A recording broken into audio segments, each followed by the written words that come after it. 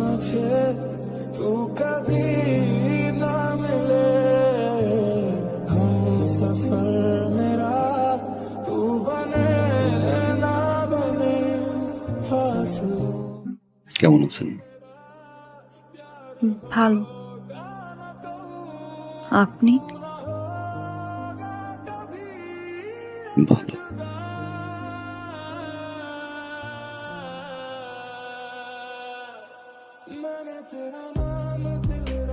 এটা রাখো ভাইয়া।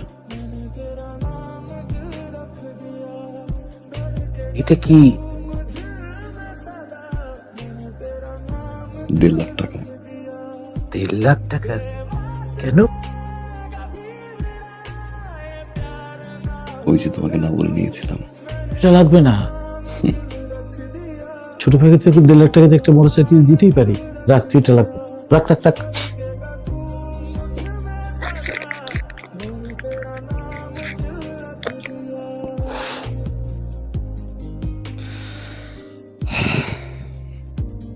থ্যাংক ইউ ভাইয়া, থ্যাংক ইউ।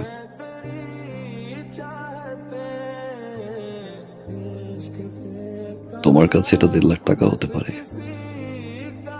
আমার কাছে অনেক কিছু। তোমার এই 1.5 লাখ টাকা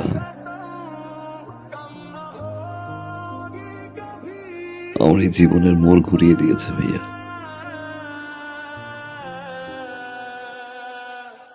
অনেক কিছু শিখেছি, অনেক কিছু দেখেছি,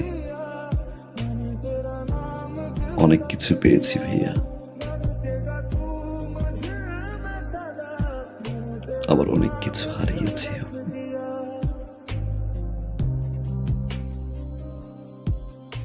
এতদিন পরে এসে আমার মনে হলো এই টাকাটা তোমাকে ফেরত দেওয়া উচিত, কারণ এই টাকাটা আমার কাছে এখন বোঝা।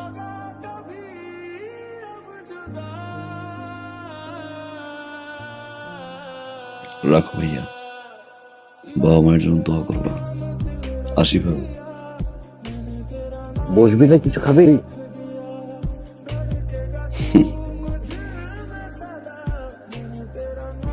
যে বাসা এখন পর্যন্ত আমার বাবা মাই খেতে পারেনি, সে বাসা আমি খেয়ে কি করবো ভাইয়া? ভালো থাকো।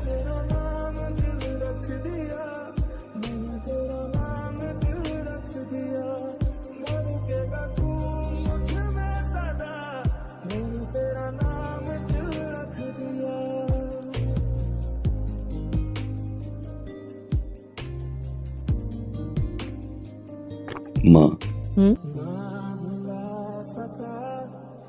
আগামী 15 তারিখে আমাদের ফ্লাইট।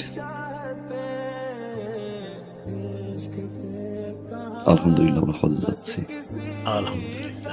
আলহামদুলিল্লাহ। কিন্তু বাবা, একটা দেনা ছিল তো। দিয়ে আসছি, যার টাকা তার হাতে পৌঁছে দিয়ে আসছি। খুব ভালো করেছিস বাবা। হজ থেকে এসে ইনশাআল্লাহ বাবাকে নিয়ে সিঙ্গাপুর যাবো। হার্টের ট্রিটমেন্ট ওইখান থেকে করে নিয়ে আসবো।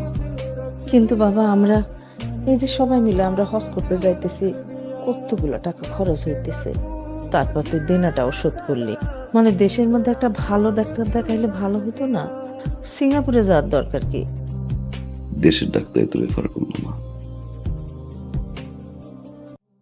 এত কিছু ভাবতে হবে না।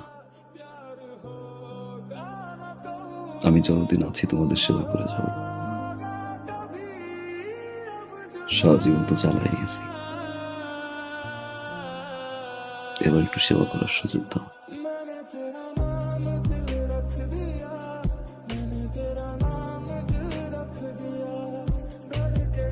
আমার বাবা, আমার তোরে বাঁচাই রাখুক বাবা। আমার পাগল ছেলে মানুষ হয়েছে, আমার আর কিচ্ছু লাগবে না বাবা, আর কিচ্ছু লাগবে না।